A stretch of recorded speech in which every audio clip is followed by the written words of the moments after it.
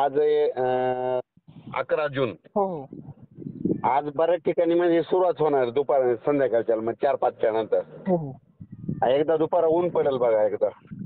हो आणि ऊन पडल्याच्या नंतर 3-4च्या नंतर वातावरण चेंज होईल. मग संध्याकाळी बऱ्याच ठिकाणी पाऊस येईल. हो विजेचा कडकडाट येईल. विजा पण होईल का साहेब? वारं सुटणार आहे त्याच्यात. आणि त्याच्यानंतर शेतकऱ्याला म्हणा 12ला आणखीन उद्याच्याला आणखीन वाढणार आहे. हो हो आणि 13 जून पासून ते 21 जून 13-21 तर खूप पडणार. मग जर पूर्व विदर्भ, पश्चिम विदर्भ, दक्षिण महाराष्ट्र, उत्तर महाराष्ट्र, कोकणपट्टी, खानदेश मग सगळीकडेच मग सगळ्याच भागात पडणार आहे.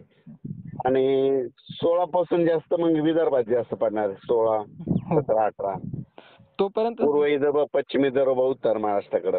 हो हो तेच म्हणलं साहेब, कारण की आता शेतकऱ्यांची पेरणी संपुष्टात जवळपास भरपूर प्रमाणात धुरळ पेरणी असते. तुम्ही जे तसे सोयाबीन पेरली त्या पद्धतीने तर भरपूर शेतकऱ्यांच्या आता संपुष्टात राहिलेले बाकीचे शेतकरी पण आता प्रतीक्षेत पावसाचे जे आहे तुम्ही अंदाज दिल्याप्रमाणे साहेब संपूर्ण काय होऊ लागले.